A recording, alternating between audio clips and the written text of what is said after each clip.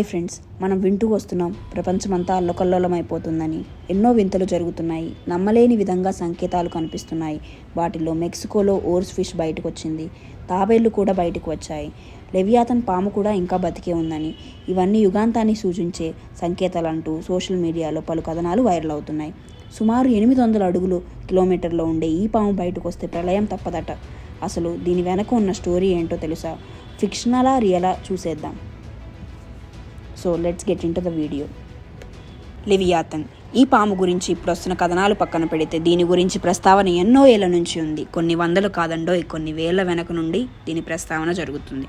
పలు మత గ్రంథాలు లెవియాథన్ పాముని వివిధ రకాలుగా వర్ణించారు. ఈ పాము గురించి కొందరు బుక్స్ కూడా రాసి ప్రచురించారు. వాటి ప్రకారం లెవియాథన్ సైజ్ చాలా పెద్దది.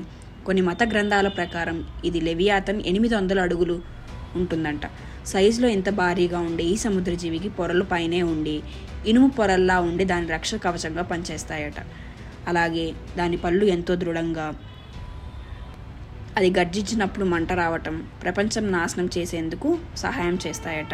అలాంటి ఈ పాము సముద్రానికి చాలా కింద భాగంలో ఉందని కథలు చెప్తున్నారు. ఈ కథలను మెసపటోమియన్ క్రిస్టియన్స్, జూయిష్ వంటి పలు మత గ్రంథాలు నమ్మే ప్రజలు సమర్థిస్తున్నారు. అయితే వీటిలో దీని ప్రస్తావన వచ్చిన చివరిలో చెప్పింది ఏంటంటే, అది బయటికి వస్తే మాత్రం భూకంపం, ప్రళయం వస్తుందని చెప్తున్నారు. ప్రపంచంలో తప్పులు ఎక్కువైనప్పుడు, విచక్షణ కోల్పోయినప్పుడు ప్రజలు చేసే తప్పులు వండి చూసి లెవియాథన్ బయటకు వస్తుందని చెప్తూ ఉన్నారు. ఇప్పుడు అలాంటి సంకేతాలు ఉన్నాయని, లెవియాథన్ బయటకు వస్తే దాని చుట్టూ సముద్ర జీవులు ఉండవని, అందుకే సముద్రం నుంచి వివిధ జంతువులు బయటకు వస్తున్నాయని కొన్ని కథనాలు వింటున్నాం. అలాగే దీన్ని స్కార్షియా ప్లేట్స్కి రిలేట్ చేసి చెప్తున్నారు. ఈ లెవియాథన్ పాముకు స్కార్షియా ప్లేట్స్కు లింక్ పెడుతూ కొందరు భయపెడుతున్నారు. అసలు దానికి దీనికి లింక్ ఏంటంటే, భూమి అనేది అనేక ప్లేట్స్కు నిర్మితం. వాటిని టెక్టానిక్ ప్లేట్స్ అని అంటారు. వీటి గురించి చాలామంది స్టడీ కూడా చేశారు.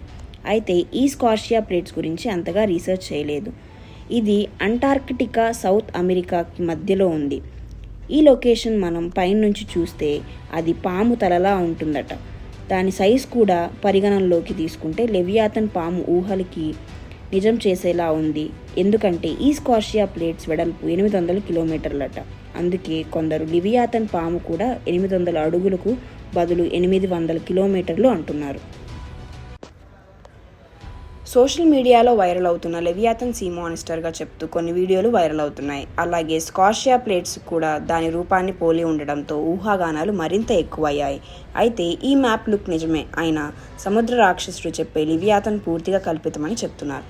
కొన్ని గ్రంథాలలో ప్రస్తావన ఉందనే మాట నిజమే, కానీ వాటి ప్రజలు నమ్మకపోవటమే మంచిదని చెప్తున్నారు. సో ఇది ఫ్రెండ్స్ ఈరోజు వీడియో. Thanks for watching. Stay tune for many more updates. Bye.